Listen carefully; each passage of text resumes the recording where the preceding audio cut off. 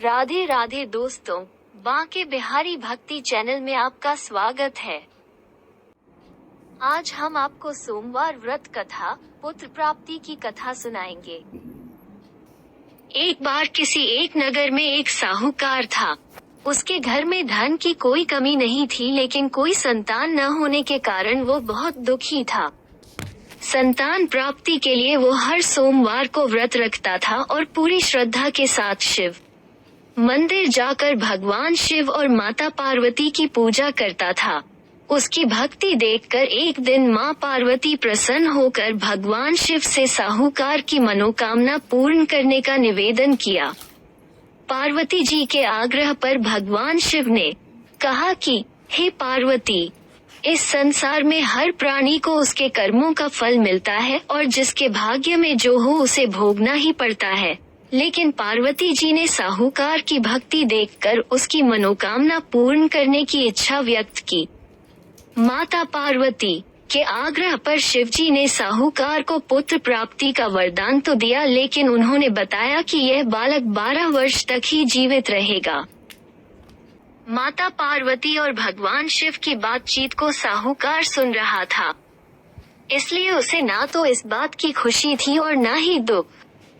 वो पहले की भांति शिवजी की पूजा करता रहा। कुछ समय के बाद साहूकार की पत्नी ने एक पुत्र को जन्म दिया। जब वो बालक 11 वर्ष का हुआ तो उसे पढ़ने के लिए काशी भेज दिया गया। साहूकार ने पुत्र के मामा को बुलाकर उसे बहुत सारा धन देते हुए कहा कि तुम इस बालक को काशी विद्या प्राप्ति के लिए ले जाओ। तुम लोग रास्ते में यज्ञ कराते जाना और ब्राह्मणों को भोजन दक्षिणा देते हुए जाना। दोनों मामा भांजे इसी तरह यज्ञ कराते और ब्राह्मणों को दान दक्षिणा देते काशी नगरी निकल पड़े। इस दौरान रात में एक नगर पड़ा जहां नगर के राजा की कन्या का विवाह था, लेकिन जिस राजकुमार से उसका विवाह होने वाला था वो एक आंख से काना था। राजकुमार के पिता ने अपने पुत्र के काना होने की बात को छुपाने के लिए सोचा क्यों न उसने साहूकार के पुत्र को दूल्हा बनाकर राजकुमारी से विवाह करा दूं। विवाह के बाद इसको धन देकर विदा कर दूंगा और राजकुमारी को अपने नगर ले जाऊंगा।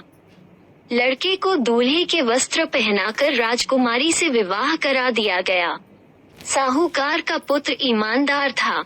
उसे यह बात सही नहीं लगी, इसलिए उसने अवसर पाकर राजकुमारी के दुपट्टे पर लिखा कि तुम्हारा विवाह तो मेरे साथ हुआ है, लेकिन जिस राजकुमार के संग तुम्हें भेजा जाएगा वो एक आंख से काना है। मैं तो काशी पढ़ने जा रहा हूँ। जब राजकुमारी ने चुन्नी पर लिखी बातें पढ़ी तो उसने अपने माता पिता को ये बात बताई। राजा ने अपनी पुत्री को विदा नहीं किया, फिर बारात वापस चली गई। दूसरी ओर साहूकार का लड़का और उसका मामा काशी पहुँचे और वहां जाकर उन्होंने यज्ञ किया। जिस दिन लड़का 12 साल का हुआ उस दिन भी यज्ञ का आयोजन था। लड़के ने अपने मामा से कहा कि मेरी तबीयत कुछ ठीक नहीं है। मामा ने कहा कि तुम अंदर जाकर आराम कर लो। शिवजी के वरदानुसार कुछ ही देर में उस बालक के प्राण निकल गए। मृत भांजे को देख उसके मामा ने विलाप करना शुरू किया।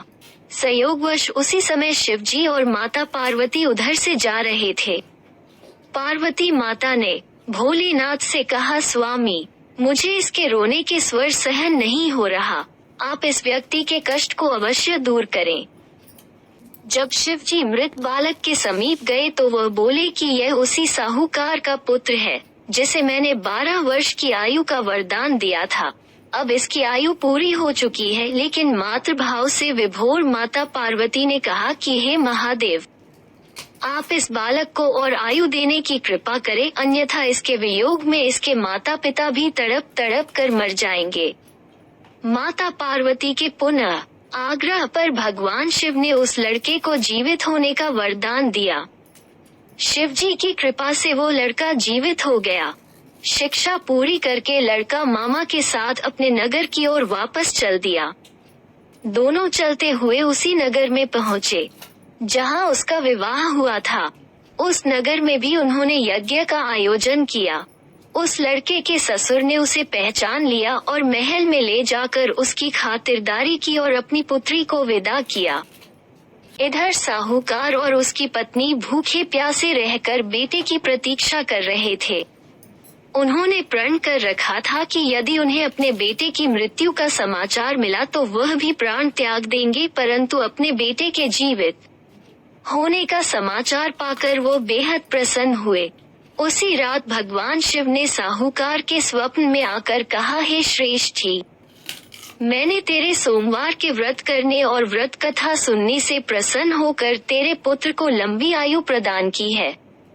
इसी प्रकार जो कोई सोमवार व्रत करता है या कथा सुनता और पढ़ता है, उसके सभी दुख दूर होते हैं और सभी मनोकामनाएं पूर्ण होती हैं। तो दोस्तों, आपको ये कहानी कैसी लगी, हमें कमेंट में लिखकर बताएं, अथवा ऐसी ही कहानी सुनने के लिए लाइक, शेयर, सब्सक्राइब करना न भूलें। धन्यवाद।